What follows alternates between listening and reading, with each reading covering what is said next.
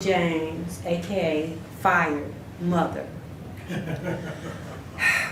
Whoa, it was a journey. I had all these ideas, and she did too, of what her life was going to be like. Until one day, I'm also a preschool teacher as well. And when the accident occurred, I was at a workshop and I had just got this job.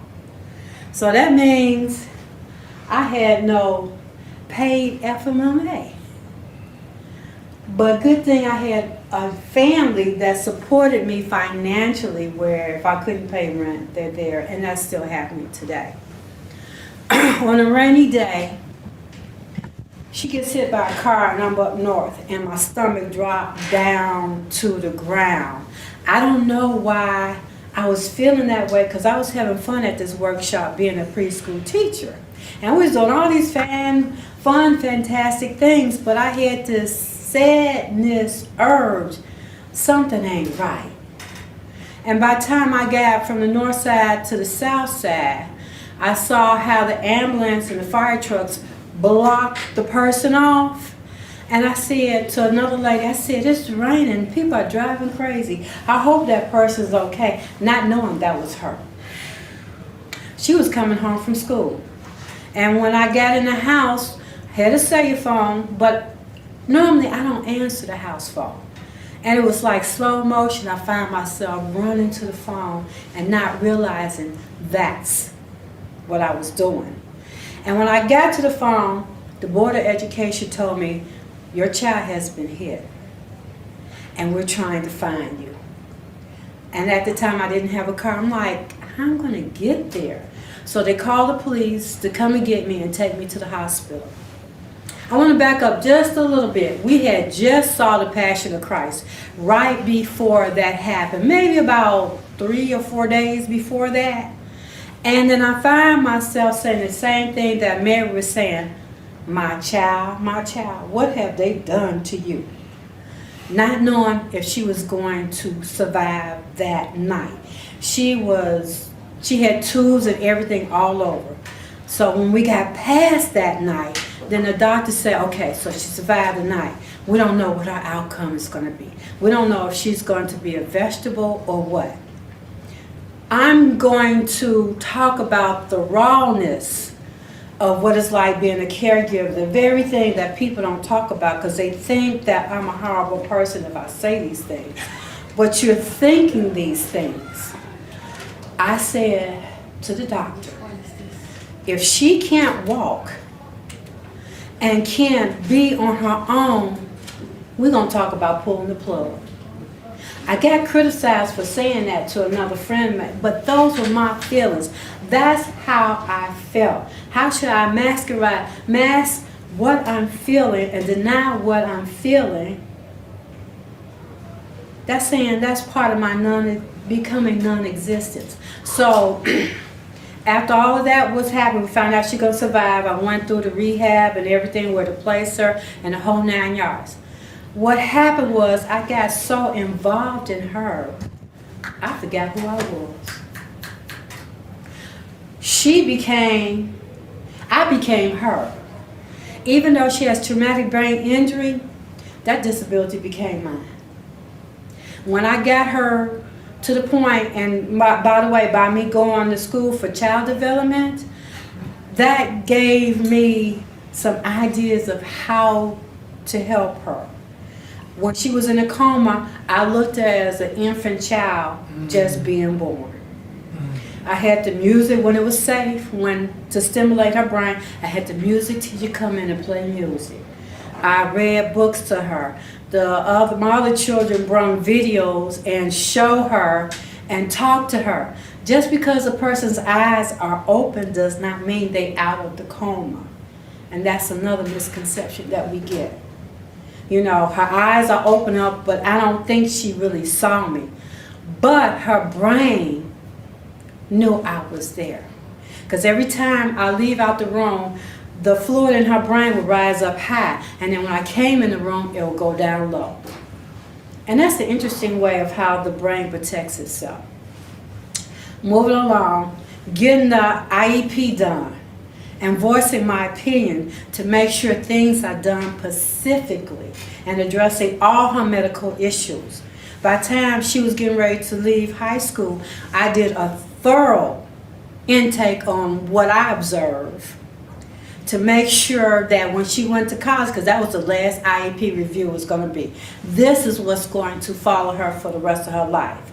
And because I did that, that protected her in college because she was about to get kicked out. Okay, moving along. She went to college. She got her bachelor's.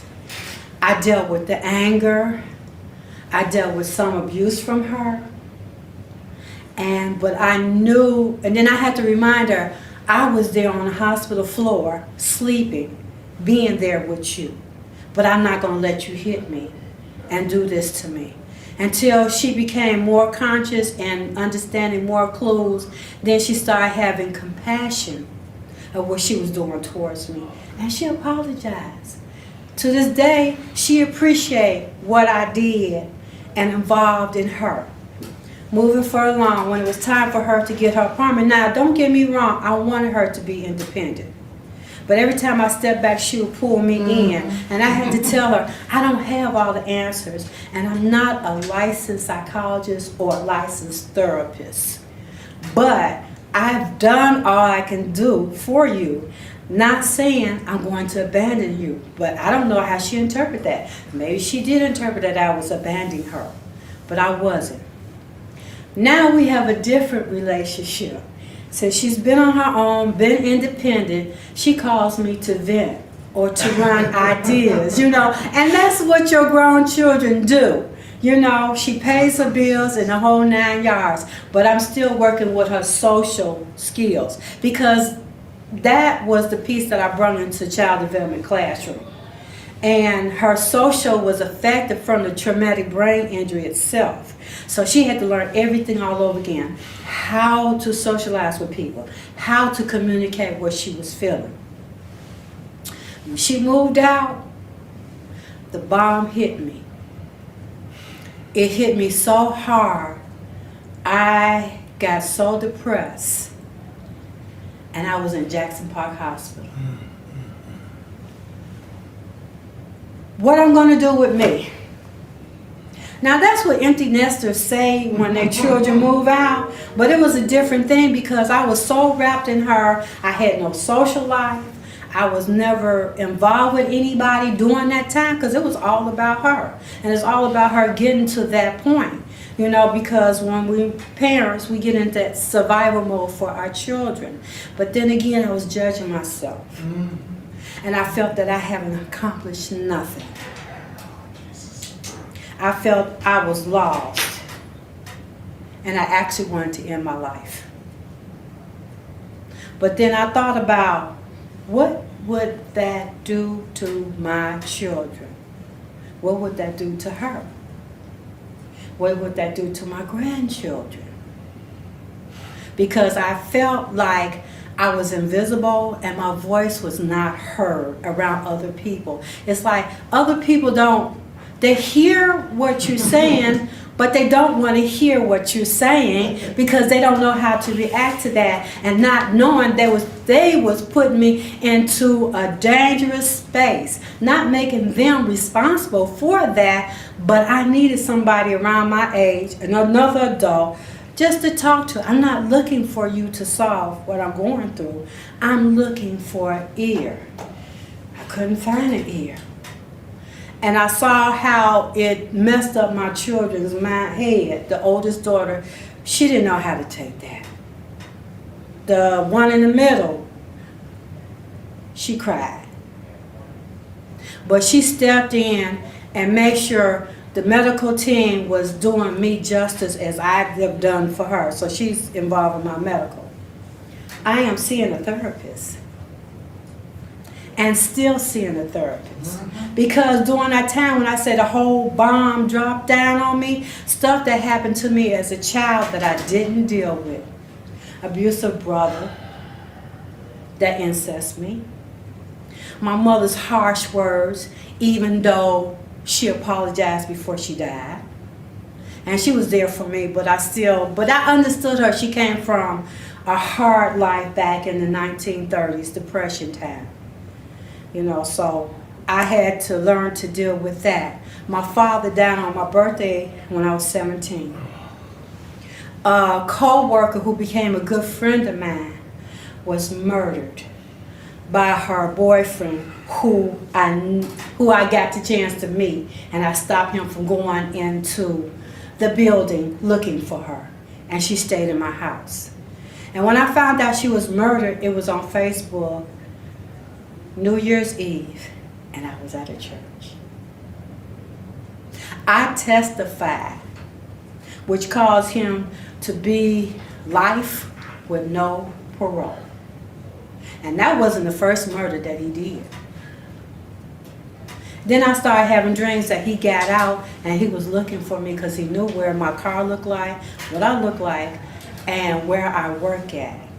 But I moved from the area where I was staying at, so he don't know where I live at. But it's just, these are these things that just came back, haunting me, because I never dealt with none of this stuff.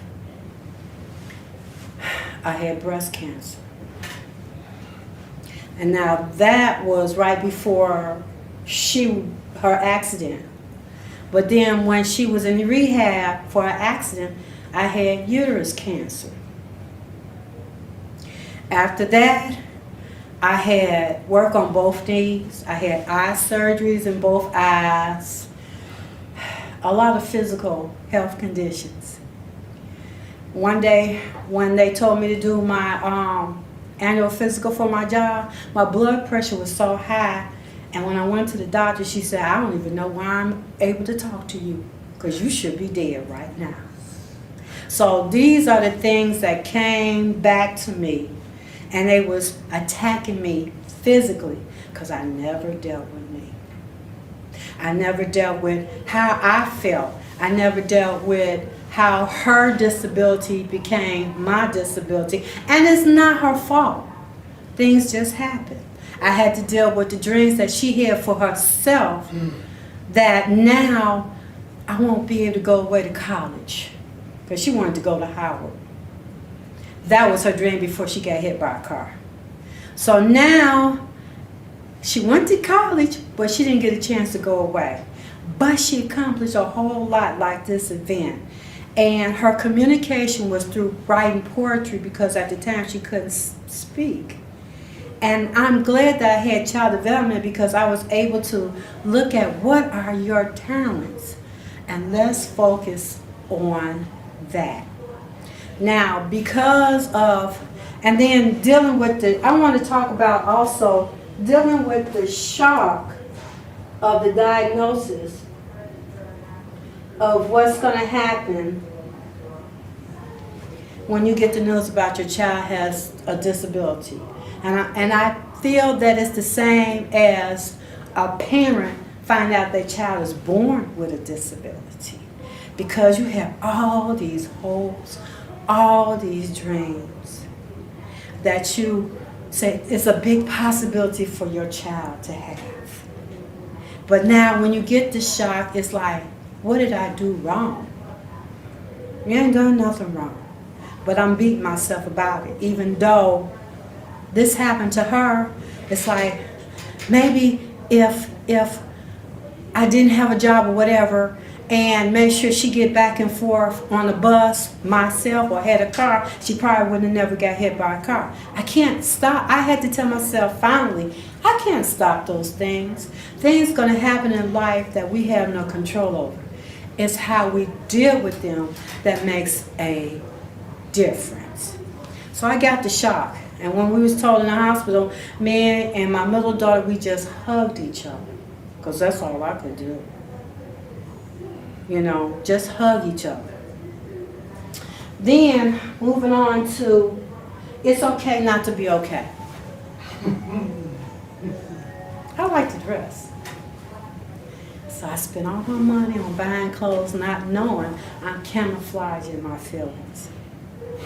I'm smiling all the time. How you feeling today? Oh, I'm doing great. No, what? I wasn't doing great. And it was hard for me to be honest with myself. Because if I be honest with myself, then does that make me a bad mother? I'm supposed to be unselfish and so given to my children that I don't count. Thinking like that caused my physical conditions to be even worse because I'm bottling everything up inside. Stress is a killer. It affects every organ in your body. Diabetes, high blood pressure, the whole 9 yards. And then I had a meltdown in April. This is the bombshell. I've been having headaches before April, and they got so bad that normally I have tricks in my hat to help children in daycare. Oh, this little boy, he was throwing things and doing all kinds. He turned the class upside down. Administration came in, just like they always come in and observe the room. I stood up in the middle floor and I had tears down my eyes. I can't do this no more. I'm over it. And I've been at the job for 18 years. I have no more to offer nobody.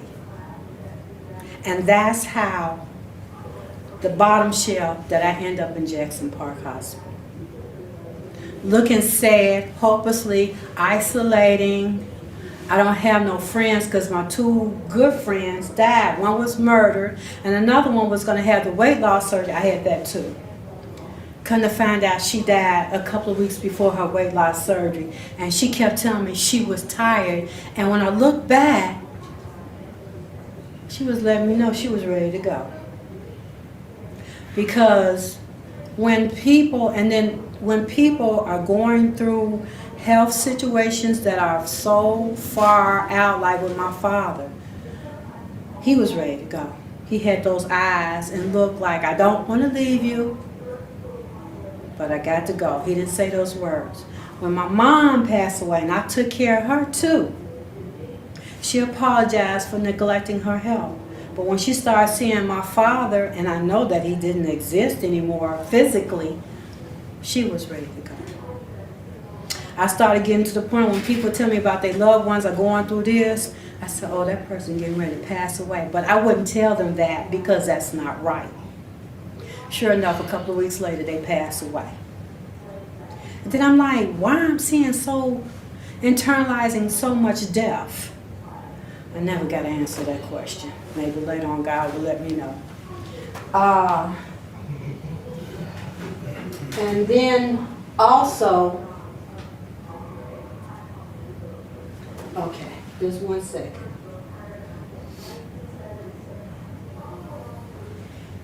How do I regain my life without feeling guilty? I was thinking, with all this stuff going on, I'm not entitled to a life. My life is everybody's except for my own.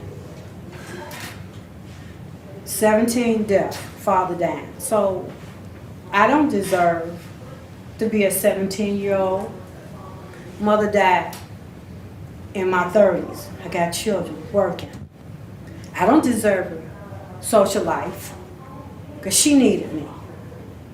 Then when this happened to Sophia, it's like, how dare I think about a social life? It's not mine to have. But that was my thinking. That was what's happening to me. So when she moved out and the bottom fell out, I knew I needed help. Because thoughts of suicide was not the answer. Because now I'm making it ugly for my children who love me mentally in a bad way. So was that right? But that's what I was feeling. So as I went through treatment and started talking about all the things that was haunting me from my childhood life and realizing that it's not my fault. Life happened that way for me to have a story for somebody else that's in my foot. And maybe I'll save somebody else's life. Because here's the thing. And as I stated previously, we don't talk about the rawness of dealing with what we're going through for our loved ones, and we're afraid that if we talk about it, it'll make it worse for them. But then again, I was making it worse for myself. Sometimes you have to be a little selfishness. Because if I don't take care of me, how am I going to take care of somebody else? And that's the arrogance of that part of my story. To deny me of me. And to isolate me from the world. And feeling that I have nothing else to give and nothing else to offer. But I do have a lot to give, and I have a lot to offer. I still want to work with children, but I think I want to do it in a different capacity. Even though the job had me becoming a paraprofessional, which helped other children and other parents to realize you're not alone. I've been there, and I'm still there. And we're not labeling your child. We want your child to have the best choices, so when they go to grade school, go to kindergarten, they become to work towards a successful, independent life based upon what they're able to do. Okay, and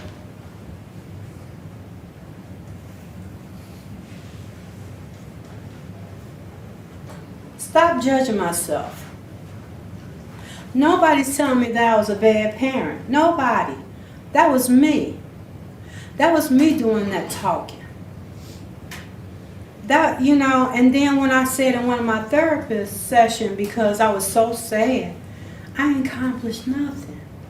Then the therapist brought out, well, who raised all your other kids? And they're grown. One got a house, even though I'm living with her.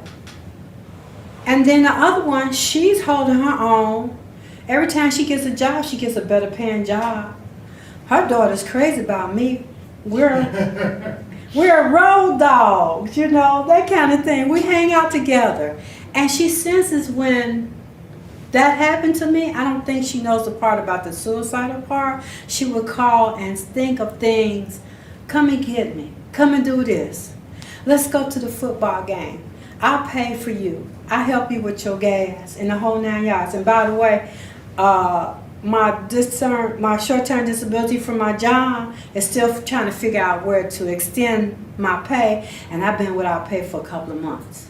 Now I'm feeling bad because I'm not paying my daughter rent. I didn't inconvenience her in my thought out of her bedroom, and she's down in my bedroom in the basement. But she did this because how you gonna walk up and down the stairs and you just had a knee replacement? See, that's my thinking that I felt that I was using her. But I'm not. I had to come to a realization that, and the therapist said, good thing you have these children, because if you didn't, what would you have done? And you have done a lot for them. It's time for them to do for you. You're not asking for a whole lot, but you need them. Just like when they need you, you was there, and I didn't ask for nothing in return. And I guess because that independent part of me is like, I'm here to help other people, but how dare I ask other people for help? And that's also part of the depression. So I have to come out of that mode and say, today I'm not okay. Today, this is what I need. I just need for you to listen to what I'm saying and not judge me. But because I need to vent, I need to get it out. And I'm not trying to hold nobody hostage. So also today, I had to change some friends because they changed me. And when they found out I was in a state of depression, it's like I felt like my voice went silent. But see, here's the thing. Depression is still a thing that's still taboo. Nobody still don't want to talk about it. And they're afraid that it might be catchy to them, or I'm doing a pity party, or I just want attention. And that's not the case. I need to get it, I've been holding it in, and I need to get it out. Because if I don't get it out, then what's going to happen? I'm going to explode like a time bomb.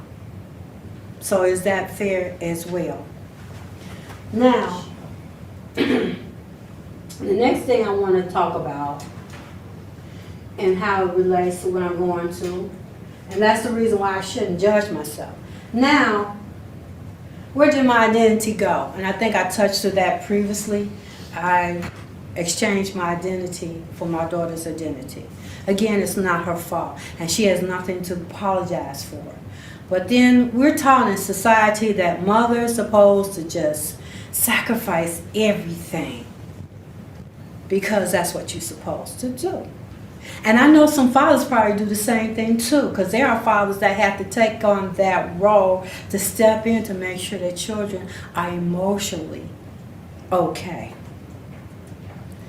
So when the bombshell dropped on me and I got past the sadness and going through therapy, I learned that I do have identity. I am somebody. I have a lot to offer. And I'm getting my happiness back. Because I had gotten to the point I didn't like people. Society is so cruel, it's so mean. People are dying, this is all kind. I can't rescue the world, but I can help one person at a time. And by me helping one person at a time, I'm actually helping myself. So it's still not just all about me trying to get help, but it's all about me trying to give what I have, and I do have a lot to offer. I had to give up school because I couldn't think, even though school was free, working on my bachelor's. But like my daughter say, hey, you know, you're 65 years old, and by the time you get your bachelor's and they want you to work 3 years and you be in your 70s, mother, you know, you need to sit down somewhere and do some traveling and find some people around your age to hang out with. You know, they even got to the point, I couldn't go to all the parties with them because I'll think that I'm young and I'll be in there just juking and dancing with them, you know. But it wasn't the fact that they didn't want me to hang with them, it's the fact that they want me to find my own identity. Because they have theirs, and they have their life. And they want me to have my own life. So, and I'm not just advertising, I'm glad that the Blue Cross Blue Shield has these community centers are available, and they're free. And I go there, and I'm meeting people around my age who are seniors. I had a hard time accepting I'm a senior. And then my daughter, Sophia, said, Mom, I'm not trying to call you old or anything like that, but take advantage of it. You get discounts. So get them discounts. You know, in other words, what she was saying, you paid your dues. It's time to take advantage of what there is to offer because you done it. And like the therapist said, I done paved the way for my daughters to enlighten them and encourage them to go on the path that they choose and to work things out for themselves. They need me in a different way, as a sounding board. It's not like, Mom, you know, take me by the hand and do this and the other. No, it's a different type of relationship now. Since they grown, we're friends now. Before it was like, I'm your mother. I'm not going to be your friend. I'm your mother. And I'm going to, you know, tell you what to do, how to do it. No, it's a different relationship now. That does not mean they love me any less. It just means they showing me more love than they did as they was coming up. Okay, and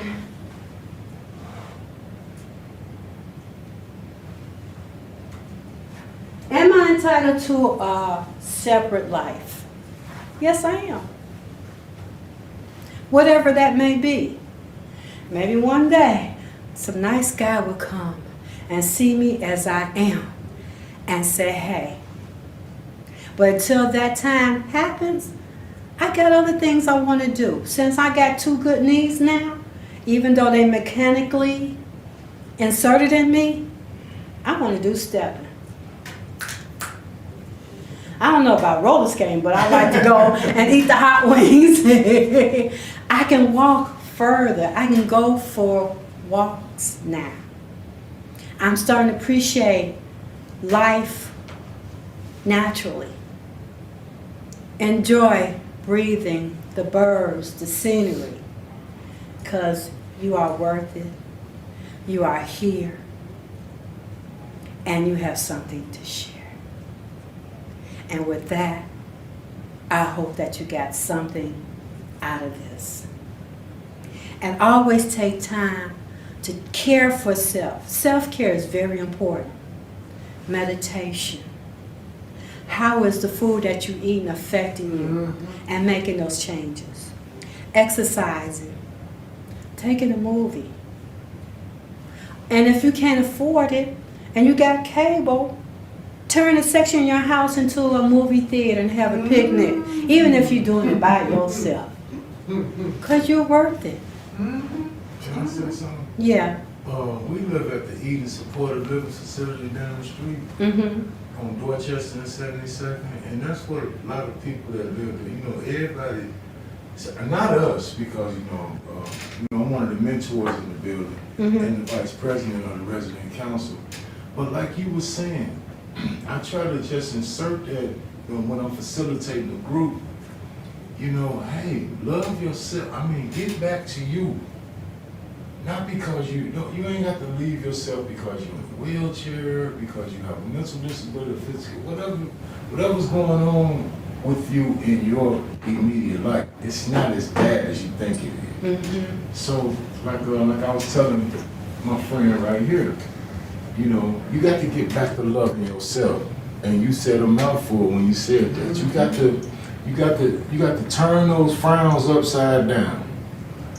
And you got to just get back into you, because you got to think of what all you've done for society.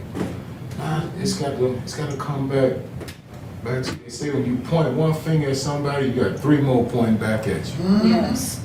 And so you just got to get back in tune with you. And I just appreciate you saying. I thought it was just me that felt like that.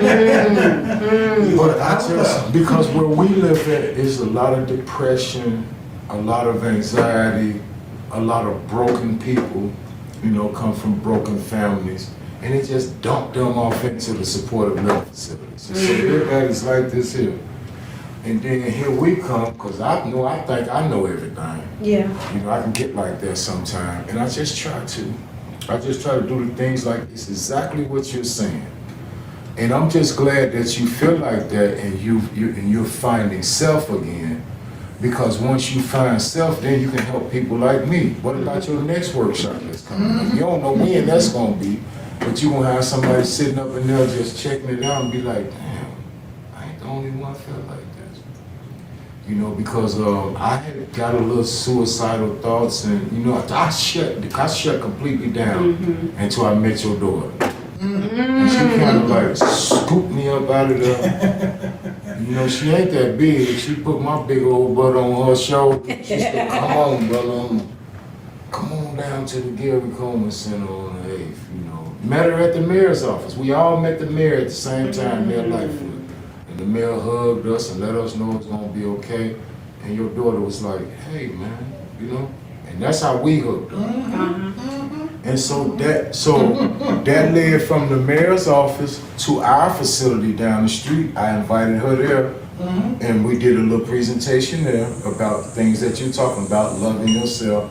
And then here's the third time right here. And what I'm saying is, when y'all do things like this, it does reach people like us. And here we are. Right. Now you did that.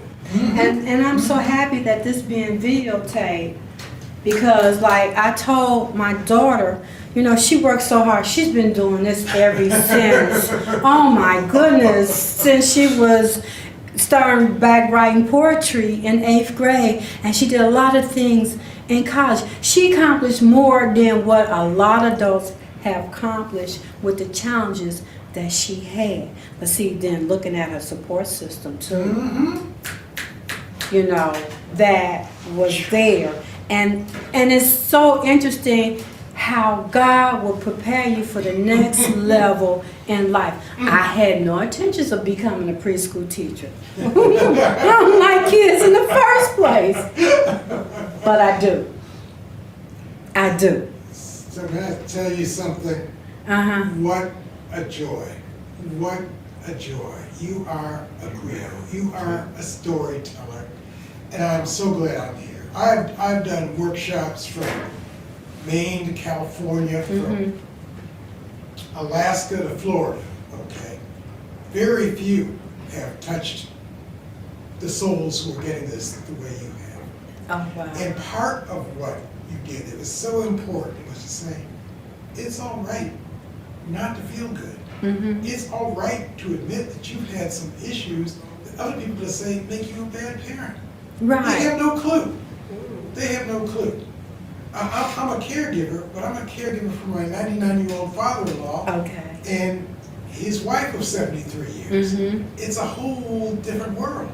I thought I knew that parenting young kids was the hardest job that you'll ever love. Then I became a caregiver 3.5 years ago. And it's gotten harder. You know, at times, raising kids gets easier. You don't know where they're going to wind up, but you're looking for good things. There's only one way my 99-year-old father-in-law is going to wind up. Like we all wind up. But we don't know when. Right. And in the meantime, this is a man with more money than he could ever spend in his life. And he worries about money for himself. He worries about money for his wife. He worries about what he's going to leave behind for his kids. And when you see him worrying about something he doesn't need to worry about, you want to just reach in and say, enjoy yourself. Right. You're 99. Tomorrow is not promised you. Enjoy yourself. But then you got to realize, this is not your life. You can't change it. And hearing your stories, I've known, we've worked a lot on this conference. I've seen how hard she works. I've seen you in her in so many different ways. But I'm hearing things now I've never heard before. And it helps me understand how she got to be who she is. And as I said to you at lunch, I am so grateful that you helped her become who she is right now. And you know what? And thank you. And she has taught me things. And another thing I want to add too, I'm recovering alcoholic and drug I was addict just how you of now you snatched that out. 40-something years. Because I was gonna say, it's just like when you're in recovery, substance abuse recovery, and then you got somebody standing up in front of you, ain't never had a drink before in their life, ain't never did no drugs before in their life. Man, you can't tell me nothing about recovery. It's just like someone without a disability, whether mental or physical, trying to tell me about how being disabled. Yes. If you don't have what I have, if you're not of me, I always say teamwork make the dream work. If you're not of me, then man, you really ain't talking about nothing. You know, just like drug counselors that have never done drugs. That's wrong. Well, let me give you a different point of view, okay? My wife did parenting classes before we had kids. She's done a lot of work in domestic violence and rape counseling, and she's never been abused or raped. It's not the same. Let me be clear. I can talk about childbirth. I was there when both my kids were born. I have no clue what it's like to be pregnant and give birth. But there are things we can do, and that's to me why dream work makes dream work. It's not the same. I'm not talking about like rape or nothing like that. I'm talking about like I'm basically talking about substance abuse. Well, let's talk about substance Let's abuse. talk about substance Okay. abuse because the programs that I've worked in and have been director in, if you're not in recovery yourself, the addicts don't want to hear nothing you got to say because you don't know nothing about what they've been through. Yes. And I'm from the west side, you know, where they've been pretty much hardcore dope fiends out there. So you're not going to, because they want to say that, because they'll ask, what was your drug of choice? You say, oh, I didn't have a drug of choice. I just went to school for this. And they be like, oh Lord, here we go. That's just how it is. So you know what I'm talking about? Yeah, because my choice was everything but the needle, but if I stayed out there, I was working towards it. So I'm going to tell you, from my point of view, and I started looking at drug abuse when and looking at the legal drug Valium when I was 18, 19 years old. And you abused it? No, I wasn't abusing. I was never using. I was studying it. Okay, I headed the psych and substance abuse section of the American Hospital Association, and one thing I knew is I will never know what it's like to walk in your shoes. Yes. But what I can do is help people listen to each other, learn from each other, and for that matter, learn from me. As long as I have the humility to understand, just like when I was working on infant mortality, I can't tell you what it's like to be a pregnant mom and lose her child. I can't do that. But I can help. I mean, when I would give testimony, for example, whether it's around, one of the big things was trying to get equal treatment for mental and substance abuse illnesses as we do for physical illnesses, right? Parity. I don't have to have gone through that to understand that when we're saying, well, that's not as important, that's totally wrong. I've seen the damage. I have friends who've been in recovery for more than 25 years. I've got friends and family who are still drinking or using. I've seen a lot of the damage. It's not the same, but teamwork does make the dream work. I work in diversity and cultural competence. So I work with lots of people who are different from me. You entitled to that? And I know there will people who will not get what I say. Yeah. And I accept that. And Like just if I'm in a do drug program and the guy and the people and the person, whoever it is facilitating the class, if they haven't walked a mile in my shoes, then we don't even walk. Yeah. Let me just say one thing about that. The quote we get is walk 1 mile in my shoes. You go back to what the Native Americans have said, 2 moons in my moccasins. Okay? 60 days, not 20 minutes, to get a clue. But I will never be the same as my wife or my daughters, or even my brother who's 2 years younger. And just as much a black male as I am, we've had very different experiences. And that's, to me, it's where the compassion comes in. I can't know what it is to walk in your shoes, but you just shared stories with me that touched my heart. That's what I try and do. If I'm teaching the audience, there's nobody else black in the audience. You're not going to know what it's like to be black. I've got white women in the audience. You're not going to know what it's going to be like to have people, grab their purse tighter when you walk in.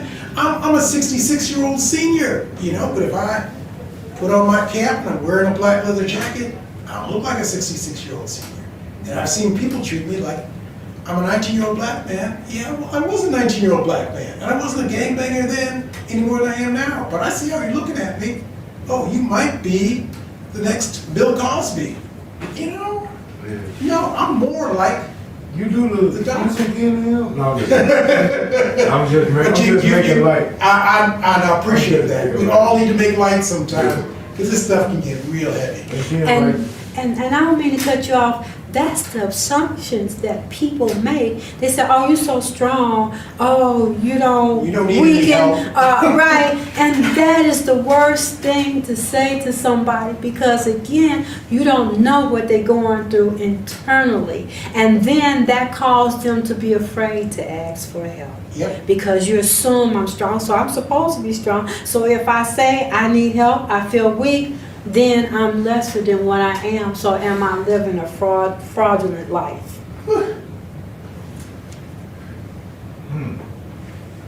That's deep. If I can do this, I want to play you a little bit of a song by Sweet Honey and Rock. They're my favorite people, okay? You probably know the song I want to do, right? It's called Ought to Be a Woman. And let me just find it, play a little bit of it, because it speaks to exactly what you're saying, the assumption of what strength means.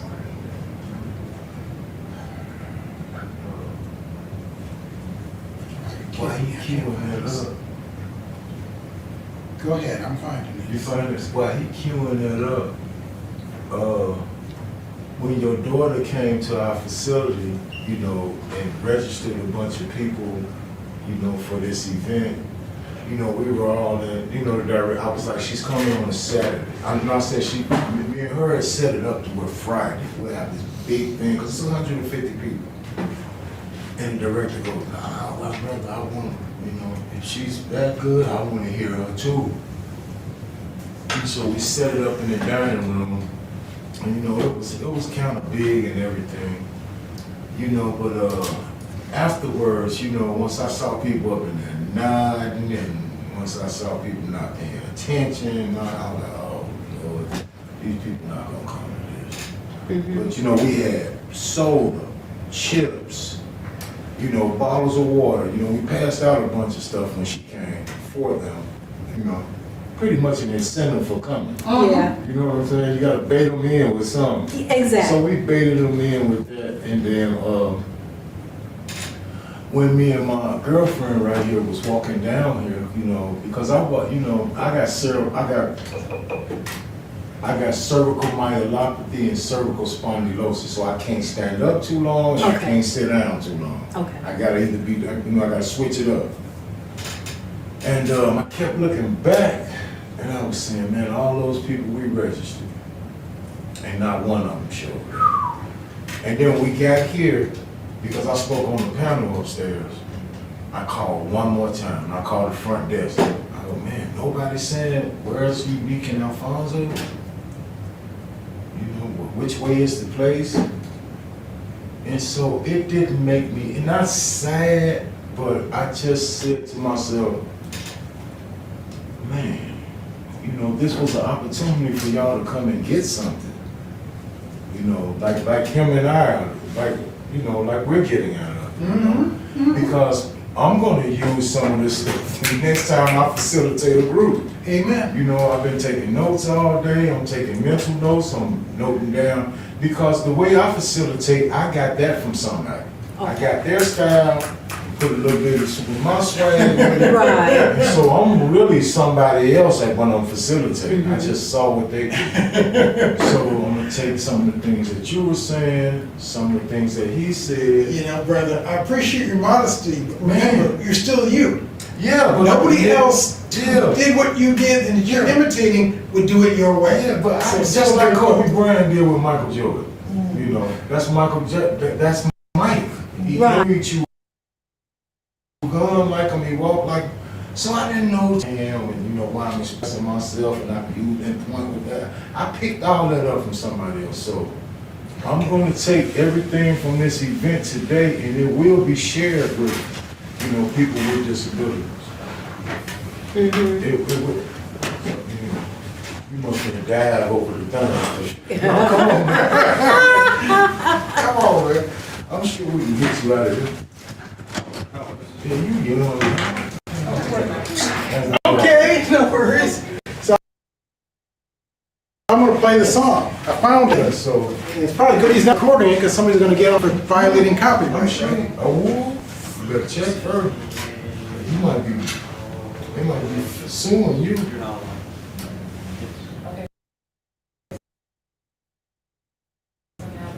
Take my chance.